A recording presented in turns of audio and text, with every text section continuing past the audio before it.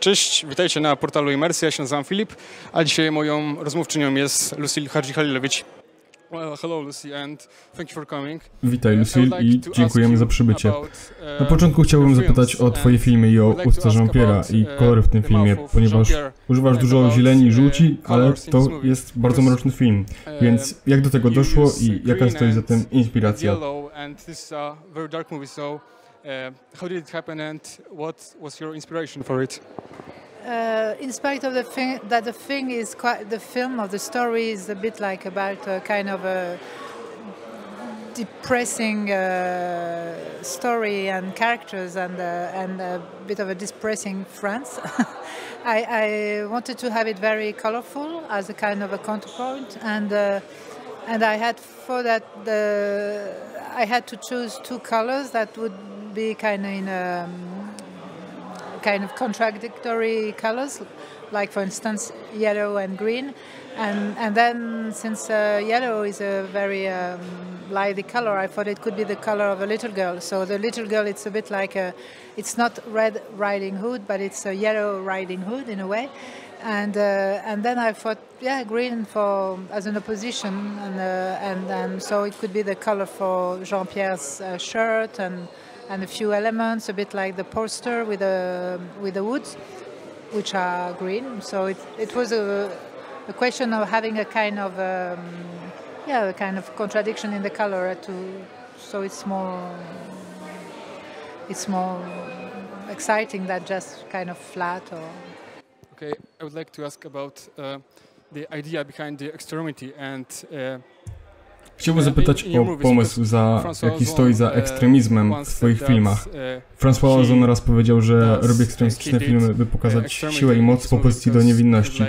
A dlaczego twoje filmy są takie i dlaczego kreślisz takie historie? Why are your movies like this? Why are they dark and why you use these stories?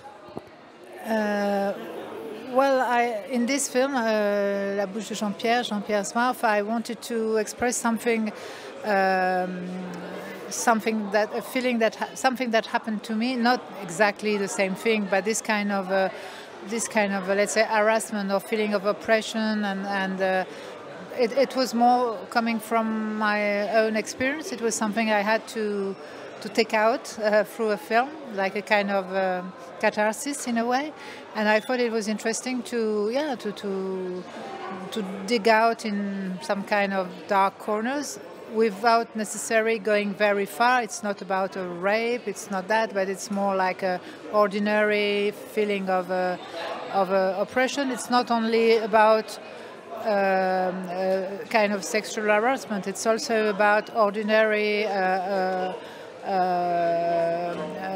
How do you say?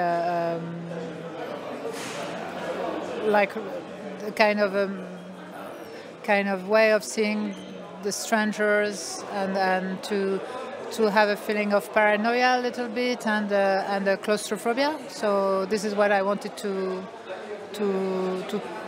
tell about or to express. Okay. I would like to ask you about Chciałbym zapytać o francuską ekstremę. Chciałbym zapytać Ciebie jako widza i jako filmowca. Co myślisz o tym zjawisku, tych filmach i jaki jest Twój ulubiony? Do you have your favorite?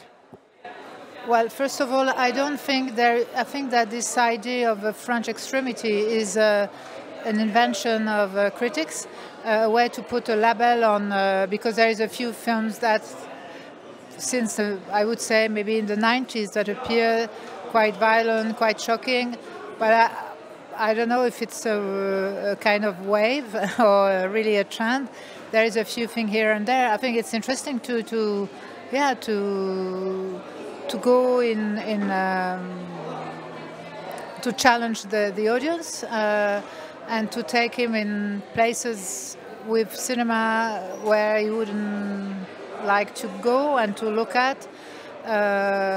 Then, as for myself, this is not the kind of cinema I do. I mean, I don't think I prefer to have some more things a bit more under the surface and right in the face of the audience.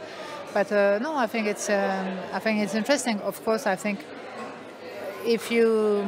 one of the films that have been called like a French extremity is Gaspar Noe's films, and I think they are just wonderful and very challenging and very exciting and very interesting.